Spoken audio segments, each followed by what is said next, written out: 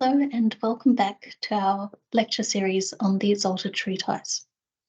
The first misdeed that we will be exploring today is to falsely borrow without returning. In other words, stealing someone else's property. What we'll do is we'll start talking about borrowing generally, sort of responsibilities as a borrower, and then sort of move on to what happens when we don't return what we've borrowed. I think that all of us would have had some experience borrowing from others. And it's usually at a time of urgency, when we are unable for some reason or other to get together the resources, the means or the finances for whatever it is that we need, and therefore we need to borrow.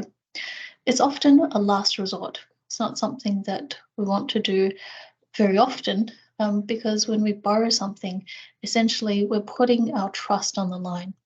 When we borrow something, it is a promise that we will return the item, or if it's funds, return the funds, as we receive them in its original state.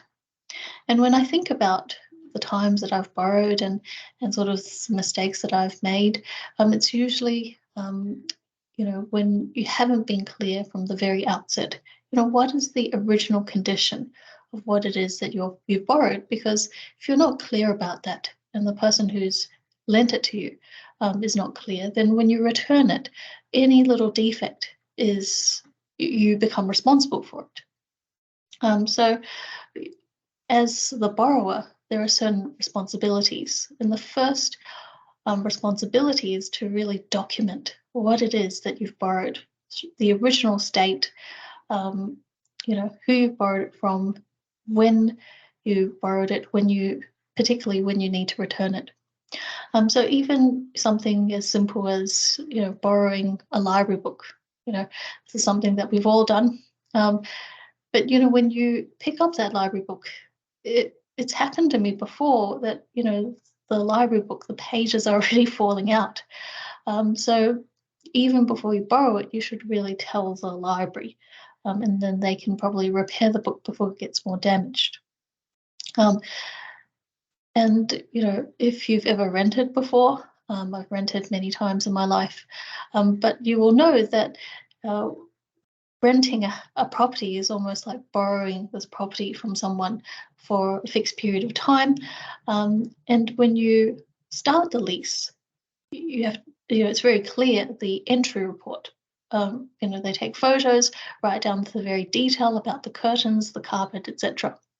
And, when your lease ends and you leave, there's an exit report, which is also right down to the granular detail, whether there are stains on the wall or, there's a chip on the pantry or something like that.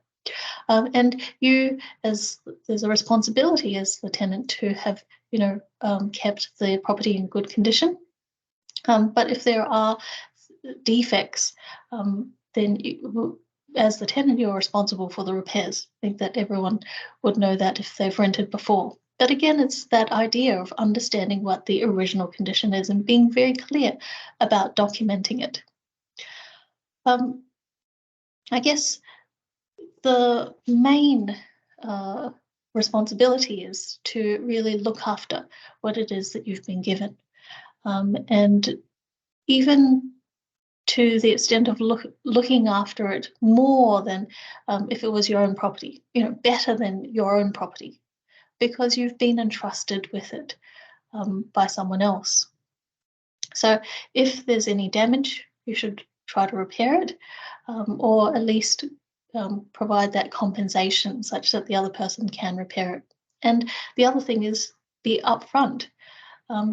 If there has been some damage and you haven't been able to repair it, then it's important to be honest. Otherwise, because of these little things, your relationship with, your family member or friend is irreparably damaged.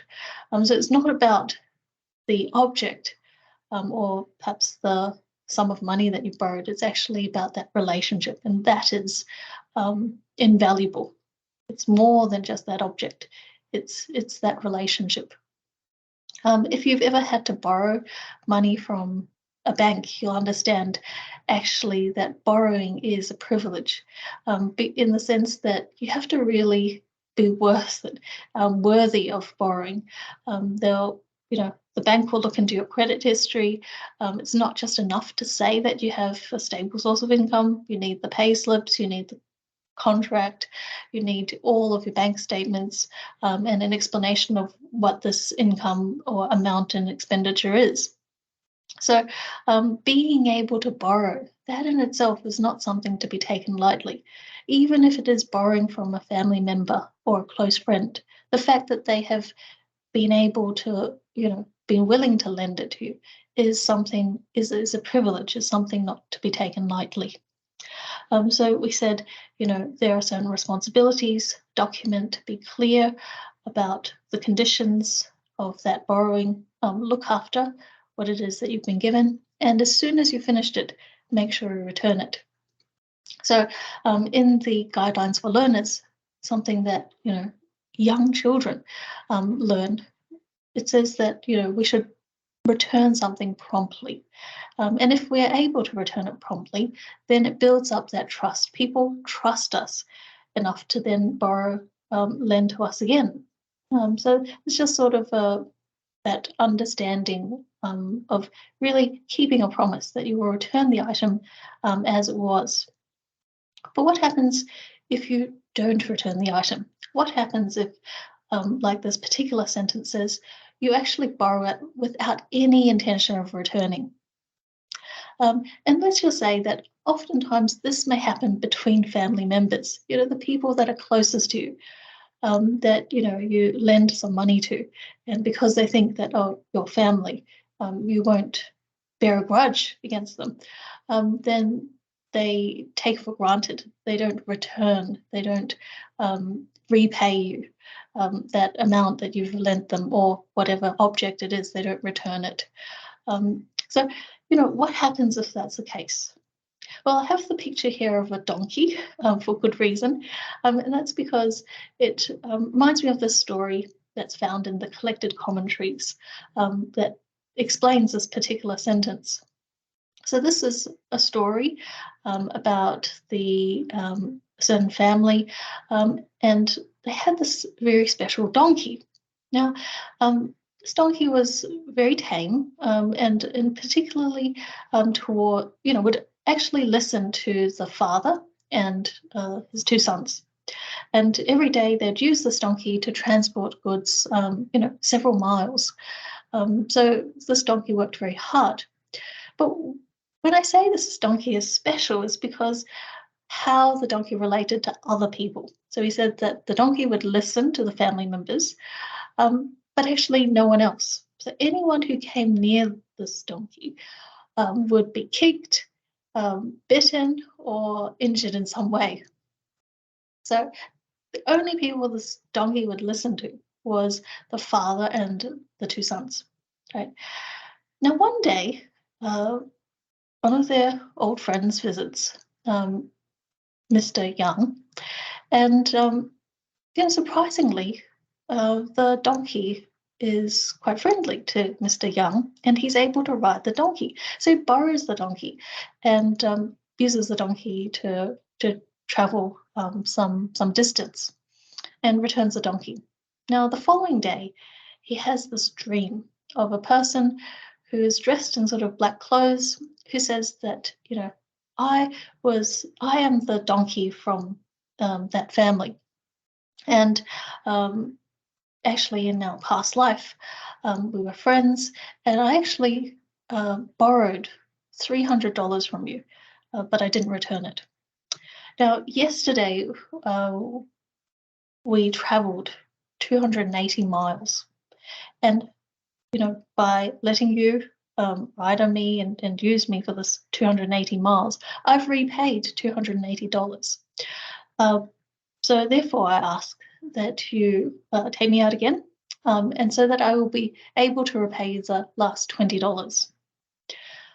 Now, Mr. Young is quite surprised, and he says, well, if that's the case and you've only owed me $300, how much do you owe that family? You're obviously living and working for that family. And the person in the dream, looks really sad. He says, I owe them too much.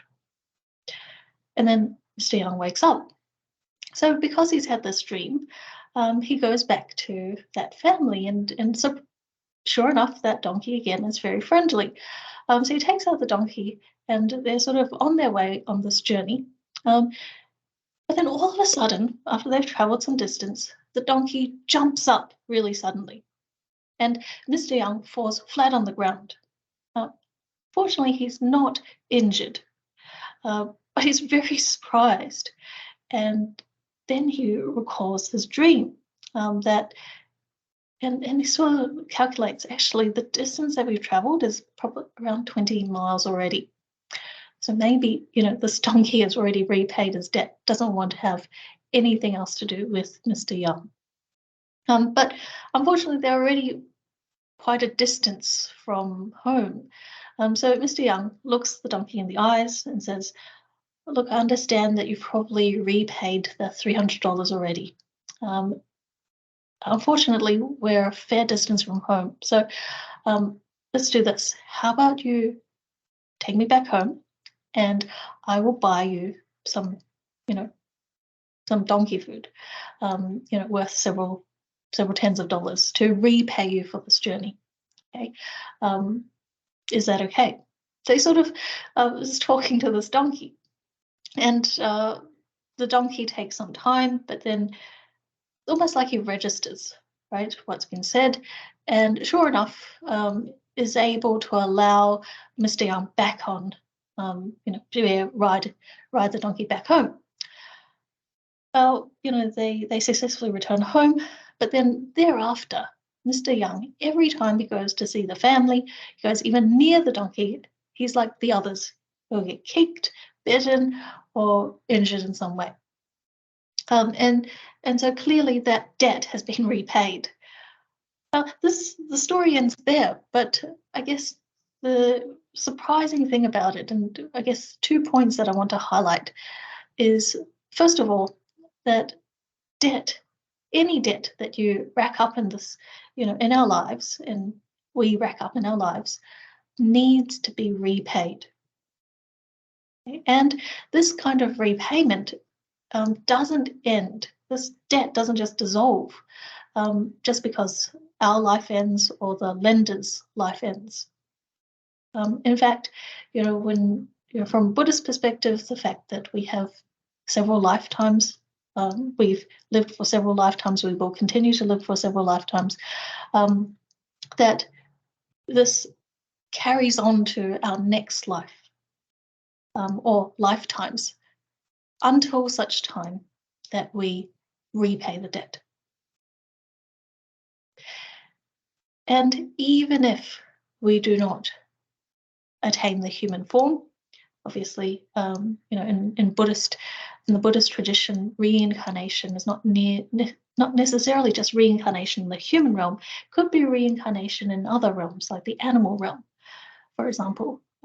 So even if we reincarnate in other realms, we still need to repay that debt. So, back to that original principle, which is that the debt needs to be repaid. However, it needs to be repaid. So that's the first point. The second point is the precision, right? I don't know if you got that. The exactness of the debt and also its repayment, in the sense that, as soon as that donkey had trodden 20 miles, it was almost like there was an internal calculator that all of a sudden he couldn't stand Mr. Young anymore. That he knew somehow that he'd repaid this debt and didn't need to put up with this person anymore. That this person had had no claim on him. He didn't owe him anything anymore. So there's that exactness to it. Now, unfortunately, we have no recollection of our past lives. We have no recollection of what debts we've owed to whom. And therefore, it's very difficult for us, isn't it? Sometimes when we experience setbacks in our lives, when it seems that people have taken advantage of us, where it seems that, we've been scammed. In many, if we understand the underlying principle, that, through this learning on the Exalted Treatise, but also through Buddhist teachings, it tells us that everything has a cause and an effect. And everything that happens to us actually is because of past causes that we have created. And obviously the conditions are such that the effects manifest in this particular instance, in this particular lifetime. And therefore, we don't have this internal ledger of what it is that people owe us or we owe others. But, the general principles that these sages are teaching us helps us, overcome this kind of, calculation, in the sense that, the main principle is to give more and take less, to always be giving. Don't think about taking. And, through that, we repay our debts. Other people may be repay, other people may owe us a debt, but we don't take more than we should. Otherwise, it's this endless cycle where we owe them and then they owe us. So the main principle is to give more and take less, which is obviously radically different from this particular line about falsely borrowing without returning, isn't it? So you can see why it's a misdeed. First, to borrow at all, this is a last resort, but then to falsely borrow without any intention of returning, that is itself this misdeed. So this is clearly stealing. It's not our property. We've taken it. We've not returned it. Then what are the consequences other than, potentially breaking the law? Well, theft of property results in the karmic consequences of poverty.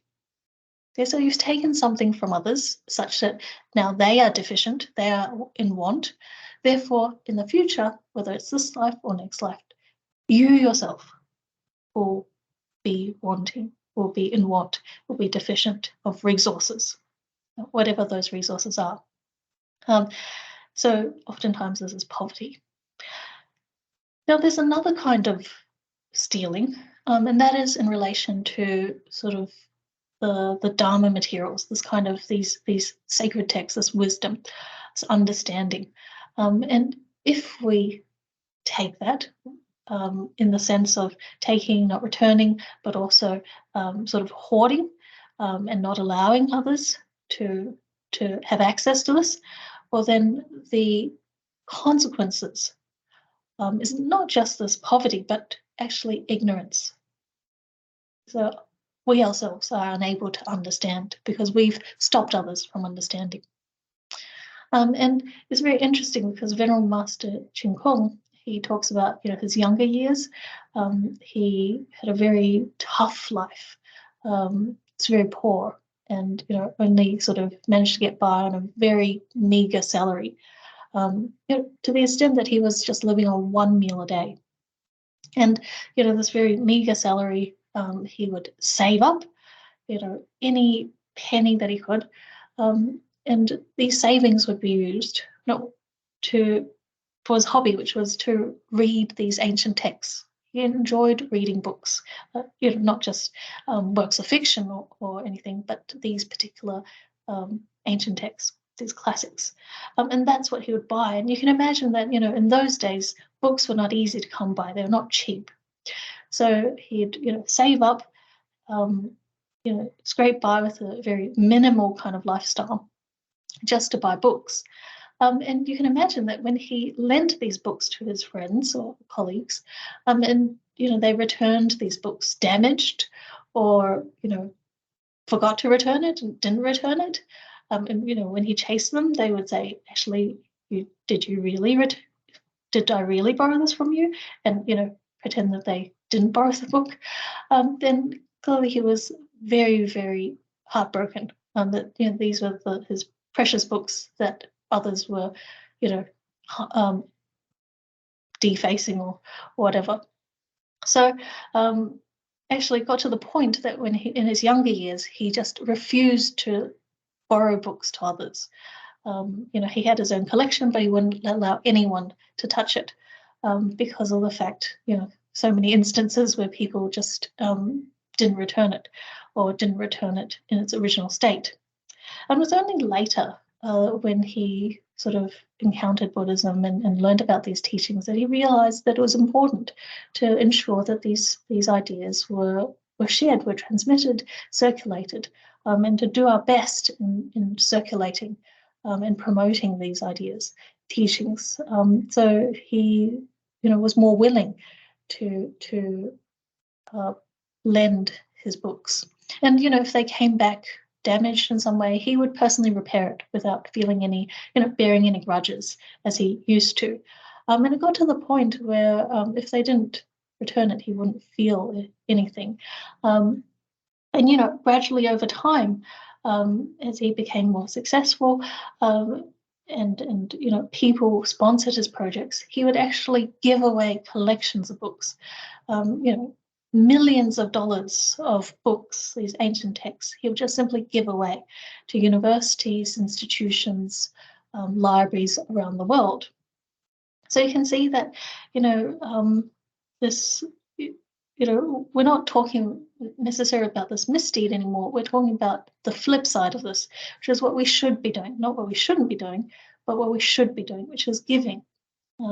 And, not just giving as in terms of the idea of, when someone is in need, but also the best form of giving, which is, trying to share and help people understand these basic truths of life. So that's the first misdeed, to falsely borrow without returning, in essence, stealing. I will move on to the next one. These two sentences are actually related, so we'll discuss them together. As it says, to seek beyond what we deserve, and the other one is to exhaust our power in scheming.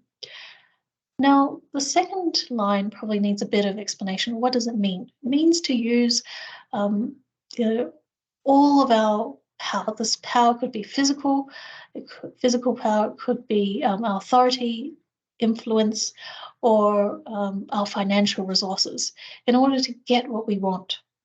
Okay, so you can see it's sort of a spin-off from the first line, which is really, what we don't have at the moment, obviously, is not what we deserve, but then to seek beyond it, to do everything we can in order to seek for more.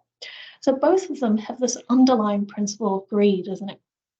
And that's not just the greed, but also how you want to achieve and attain something that you're not meant to have. Now, the question then is, what should we be seeking, right? And many people these days, if you ask them, well, why do you work so hard? It's usually to ensure that they have a stable job, ideally with a high salary, a prestigious organization or position, fame, power, etc. And career advancement. So these are sorts of the basic things, because generally these are, and wealth obviously are proxies for what people think what some people would consider would give them happiness. So that's what people are seeking, ultimately happiness, but then, the things that will get them there, that this happiness. Interestingly, the ancient sages, their words recorded in these texts, of course, tell us to take a step back and think again about what it is that we're seeking, what's worth seeking, and what's not, and how we can be effective. So there's this passage in the Mencius that's quite relevant. So here, in this first part, he says, if through seeking I get it, while through neglect I lose it, then such seeking, this kind of seeking, is conducive to getting, because what I seek lies within myself. Well, it's a bit of a, it is actually quite cryptic. What is Mencius getting at when he says, "What's this it? I get it." What is this thing that you meant to seek that lies within yourself? Well, the answer is, and what Mencius is advocating that we seek, is our innate nature, our innate virtue, because that's what is in us. Everyone has it, but we actually have to develop and cultivate it. So that's why we have to seek it out. Now, to neglect it, you don't necessarily lose it, but you lose sight of it, and you lose the benefit of its cultivation and ultimately its efficacy, which we'll go into in a bit more detail. So this is what Mencius is saying, that this is what we have to seek for. This is what's worth seeking for, and it's possible to seek it because it's in us already. It's not something that is outside of ourselves. Okay. On the other hand, he says, well, it's not worth seeking for something outside of ourselves, what lies outside myself, as it says in the last line. What is this thing that's outside of myself? Well, many things. It's the wealth. It's trying to control others, for example. It is the power. So this power is related to trying to control others. It is, all what we might say the trappings of success, the property, etc.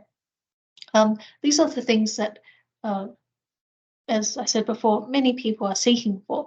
But interesting, Mencius tells us that's not worth it.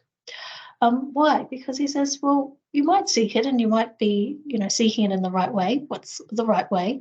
Well, this is when you, as we read in the Exalted Treatise, you do good, which accumulates your merits, which then ultimately later down the track results in good fortune. And the good fortune is all the trappings of success, the wealth, health, power, good, stable income, good job, etc. So you can seek for it if you have the means. The means is to tap into your innate nature. And what does that look like? When you think kind thoughts, you say kind words, and you perform kind deeds. Okay, so this is when, this is the accumulation of your merit. But he says, getting it, actually achieving what you want, for example, if you want to be a millionaire, that actually doesn't depend necessarily on, what I'm doing here and now. It depends on your destiny. Now that seems quite contradictory to what I just said, isn't it? When I said, okay, you just simply need to accumulate your merits, do good deeds, through your thoughts, words, and actions, and then it's a matter of time, isn't it? But the so-called destiny is such that, as we mentioned before, we have no recollection of what we've done in past lifetimes. Okay, so it does actually take into account more than just what we're doing, in the last few years, that we've gotten our act together. We're actually wanting to achieve this, this great goal, whatever that goal is. Maybe is to be a millionaire. So unfortunately, there are things that we've done in the past that sort of is related, that leads to our destiny. So we have to accumulate enough merit to get what we want. So perhaps in this short period of time, we haven't accumulated enough, and therefore it still depends on destiny, our fate, what we have today, what we can eat, what we can drink, what we can enjoy, the friends that we have, the work that we have, the environment that we're living in, is based on what we've done in the past. We just need to continue working hard. But at the same time, we have no recollection of our accumulated demerits. And therefore, because of these demerits, we are experiencing, in fact, misfortune instead of good fortune right here, right now. So that's often what we see in the world around us, isn't it? Sometimes we see, well, there's really kind people, but why are they so poor? Why are and have really rich people, and why are they sort of so-called committing crimes or those sorts of things? And that's because of their accumulated, and when I say accumulated, it means not just this lifetime, but from the Buddhist perspective, several lifetimes, um, accumulated demerits or merits that then doles out what the reward or punishment right now. And this is this principle underlying destiny. Okay, so we have a say, but we only can control right here, right now. And in fact, this is what Mencius is saying, that this is all that we can control. That's the only thing that we should seek for. Everything outside that is something that is not worth it. It will come, but it will come over a matter of time. And that depends on destiny. The other name for destiny is cause and effect. That depends on how much you've accumulated in the past, or in terms of merits or even demerits. Perhaps you need to experience the consequences of your demerits before you can experience the good fortune of your merits. And that's why we see such cases of people around us experiencing good fortune or misfortune. So Mencius is telling us that what we should seek, what we should focus on, is not outside, but this innate virtue. And interestingly, the highest learning, one of the 4 books of the Confucian learning, puts us in an even clearer perspective. If you read the last line, virtue is the root. It's the priority, you could say, or the source and the origin of everything else. And the wealth, as it says it here at the top, the support of others, their land and their property. Obviously, if they support you, they're going to be supporting you with their resources. All of that is what occurs, is developed through one's virtue. So virtue is the root, it's the underlying basis of all of your success: wealth, support of others, resources, etc. If we reconceptualize this into a flowchart, it's even easier to understand. Virtue at the beginning is priority, that's a priority, and all the other things are secondary. As I say, you can't have the fruits without the roots. So we need to work on the fundamentals. Now, you might say, yes, that is ideal, but what is this virtue? Does it mean that we have to, sit around talking about virtue all day? Do we, just focus on these texts? What about our work? This is important, is it not? Well, virtue is not something abstract. From the Confucian perspective, virtue is something that you can see, you can feel, you can touch, is something that is part of your everyday life. And if you think about your different relationships in life, that is where you focus on your virtue. That is where you seek your virtue. So, for example, all of us, if you start from the very top, the tile that says child, all of us are the offspring of our parents. Okay, so regardless of where you're born in this world, you are the offspring of parents. So all of us will have responsibilities towards our parents, our elders, our older family members, and in order to really care for them as they've cared for us when we were younger, and perhaps we've forgotten all about those early years of our lives. But there is that responsibility. Some of us may also have siblings.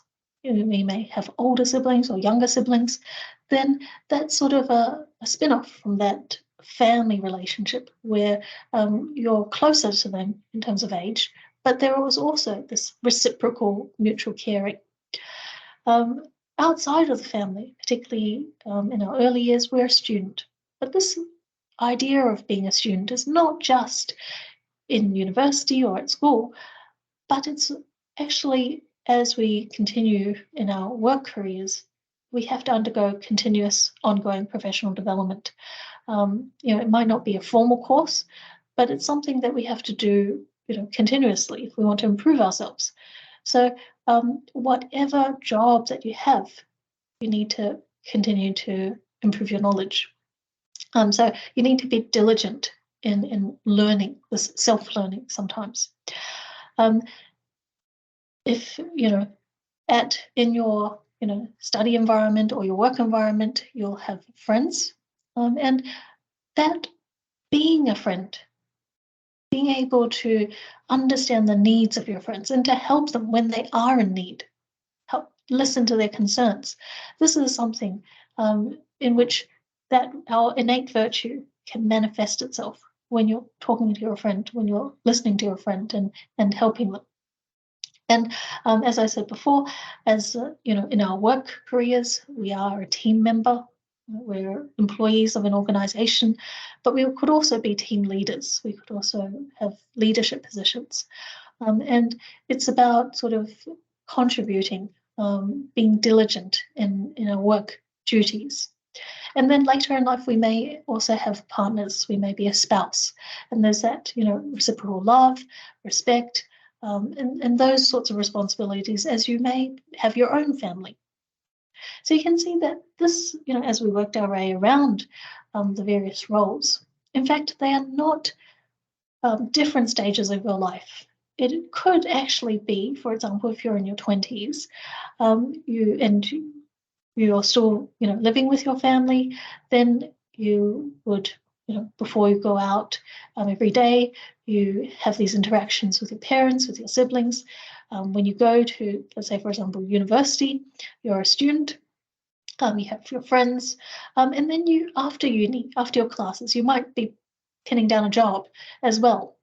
So actually, you have more than one role throughout your day.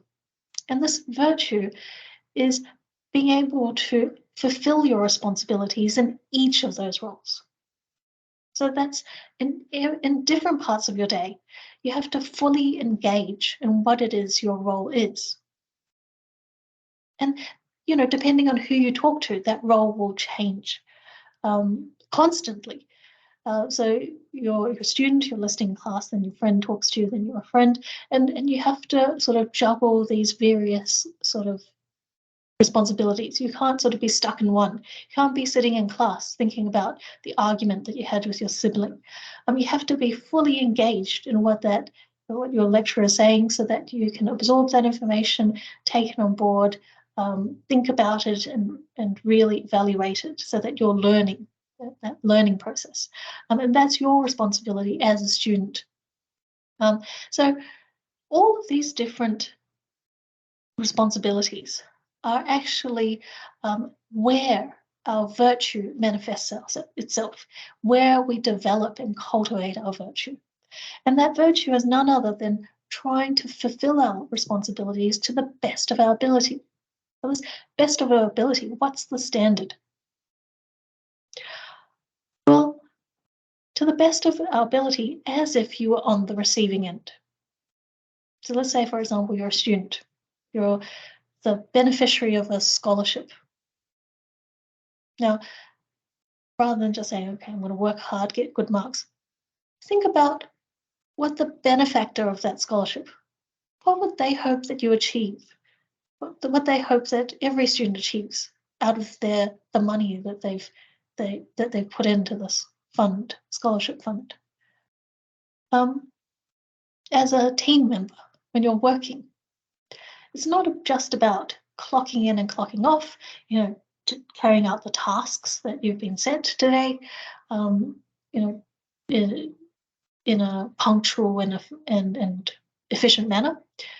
Actually think about what if I was the boss and I was paying employees their salaries out of my own funds that I used to set up this company.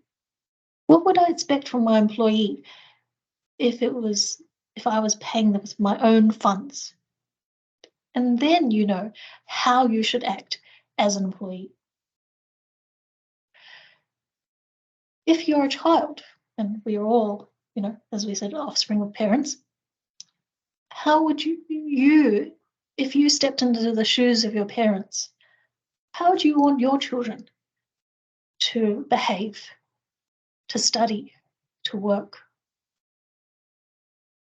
So these are, how you're doing your best is when you actually put yourself not, in your role or, in a high achiever in your role, but actually in the shoes of the person who's on the receiving end of your work. As a student, if you were the teacher, what would you hope that the people in your class, what they would turn out to be, how they could contribute to the field of scholarship or to the community?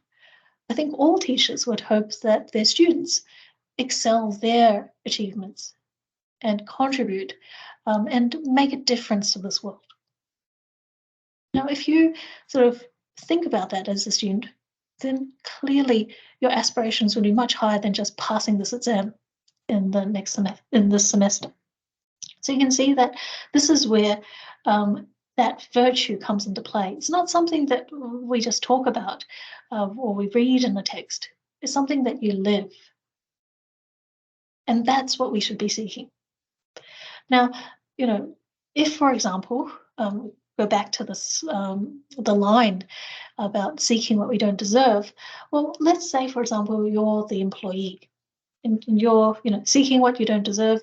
You want this promotion. So every day you go in there, and you flatter your senior colleagues, your bosses, so that you can get this promotion. And you spend all your day doing that. And what if you finally get that promotion?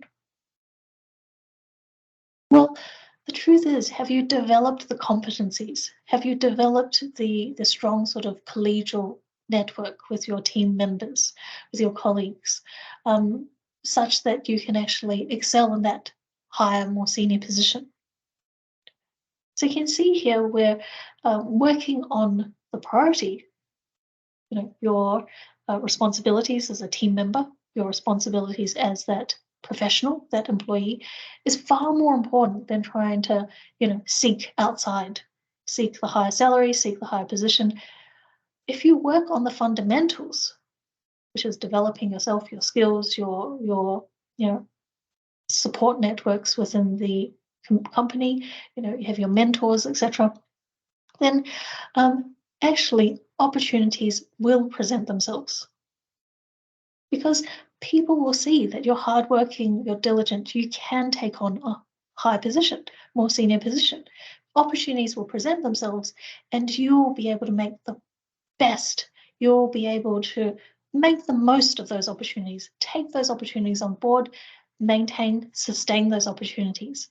Much more so than if you were just simply seeking those opportunities, but when you actually get it, what happens? You are revealed to have no substance, no competencies or capabilities that will actually sustain that role. And so it doesn't last. So you can see that, if we seek beyond what we deserve, actually that is a misdeed, but it leads to misfortune because you can't hold on, you can't attain it, you can't keep it, this good fortune. And the collected commentaries explains that what we deserve clearly is based on what we've done, our intentions and our efforts in the past. So just like farmers, if they work hard, they will get a harvest. If you do business, if you are ethical, you take care of the clients, the customers, then you will have returns. So when you look at the harvest or the business profits or returns, these are really what the allotted fortune that these people deserve. On the other hand, if we don't work and we just simply scheme and exhaust our power, then any of the gains that we achieve will be short-lived. And ultimately what happens is that we experience misfortune. It could be that, if we scheme and we achieve these high turnovers, well, we waste it all on an extravagant lifestyle, or we experience some sort of illness and the amount becomes used up and exhausted in medical expenses. We could experience some sort of accident, personal or organizational wise, and even later down the track have losses that we couldn't see coming. And that's because we gained something that we didn't deserve, and therefore that amount needs to then is not something that we can keep, that we can enjoy. So that's this idea of seeking beyond what we deserve. And clearly this is a misdeed which will lead to misfortune. This is somewhat related to this idea of indulging in excessive desires. And if you look at the Chinese, the desires that they're talking about is this kind of sexual desire or lust. Now, it really goes back to what we've just talked about. Why is it that this is a misdeed? And interestingly, in the explanations, it says that it's not just simply indulging in these kinds of excessive desires generally, but even even in a marital relationship, it's also a misdeed. And why is that? Well, based on what we've just said, it distracts us from our responsibilities. It distracts us from having to the dedication, the time, and the energy to fulfill all of our different roles and really take care in each throughout the day, all the different roles that we have in each of those moments. So doing this distracts us. It also has repercussions for our health, according to traditional Chinese medicine. So in terms of the balances in our internal well-being. But interestingly, over 2,000 years ago, Confucius said similar lines. He said, the noble person, someone who is cultivated, has three things that they have to be aware of. And these three things are split up into our different life stages. Okay, so when we're young, we're not fully settled.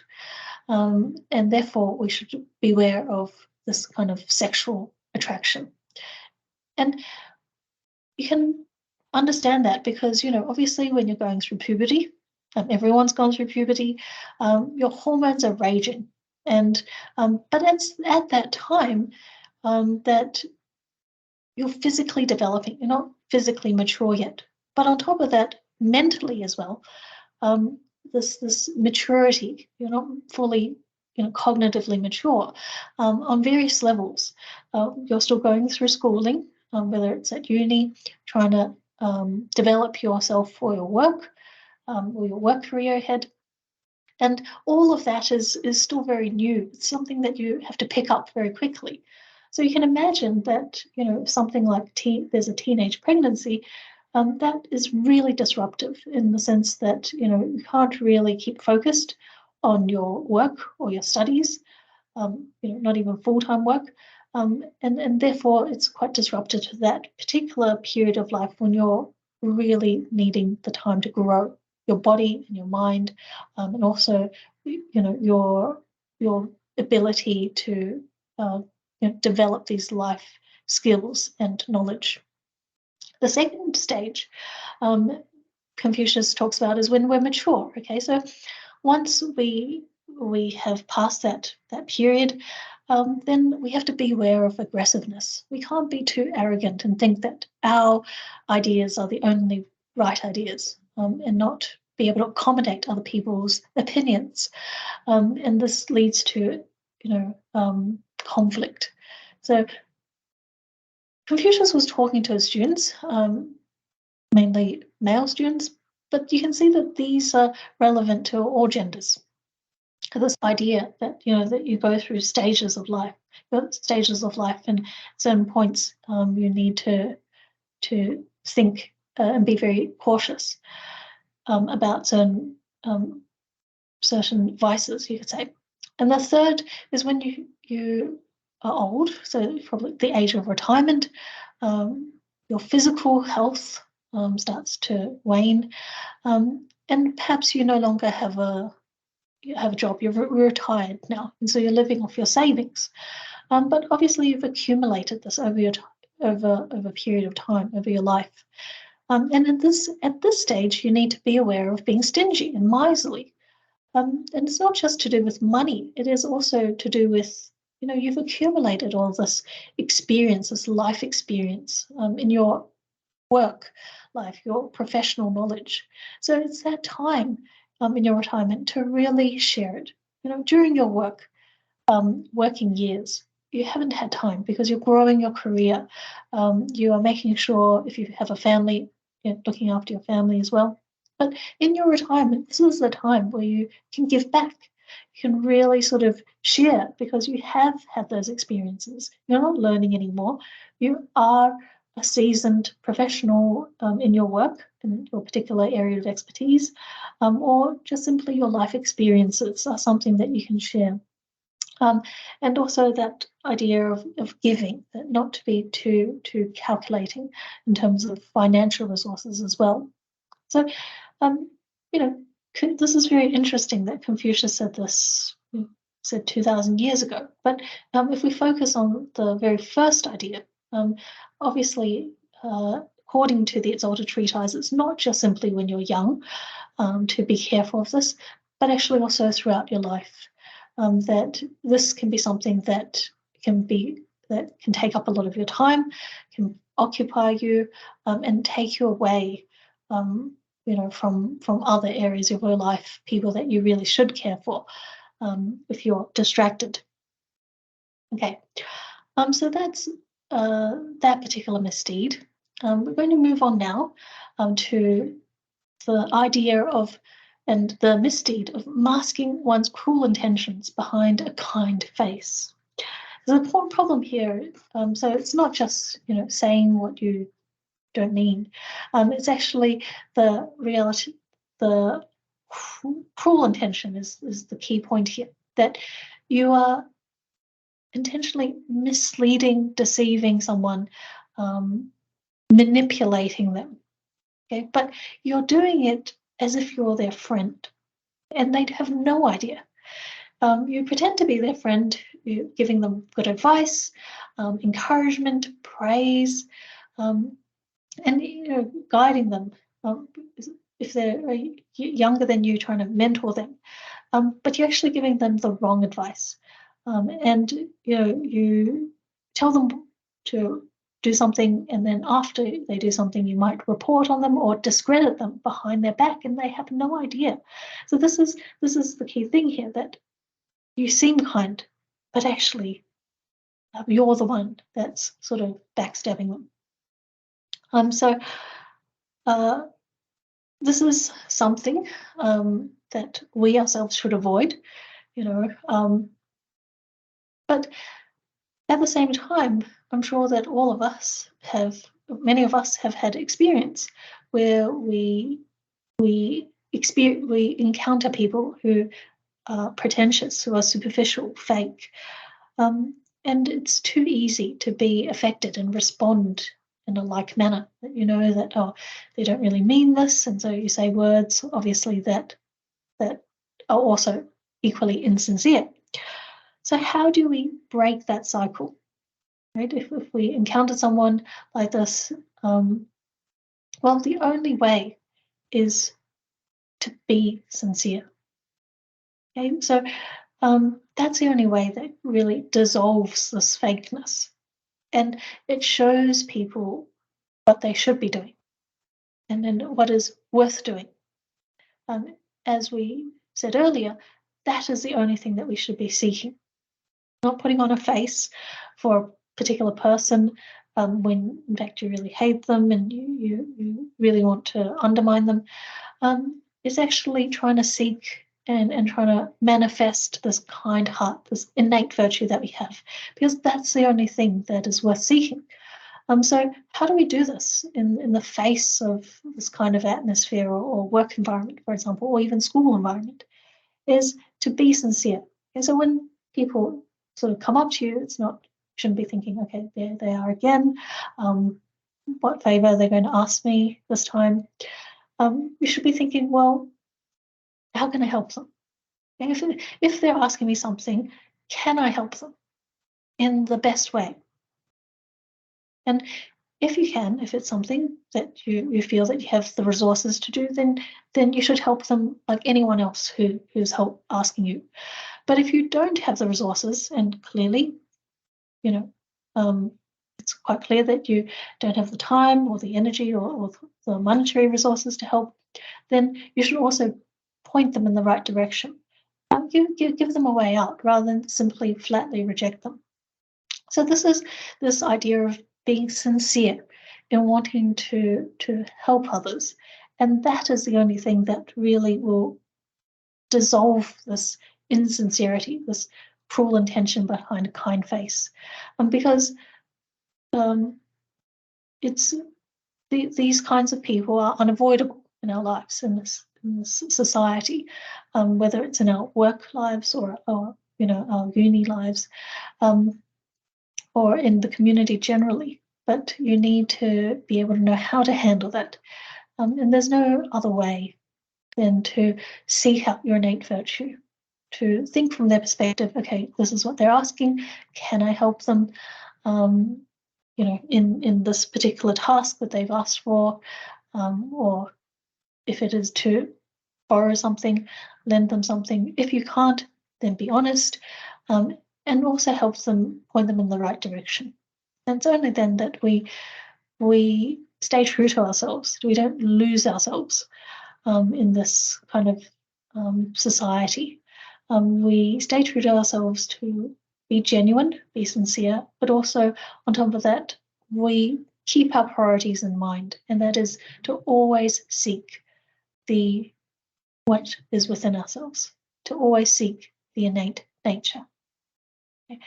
So given the time today, we will end our discussion there and look forward to seeing you next week. Thank you very much.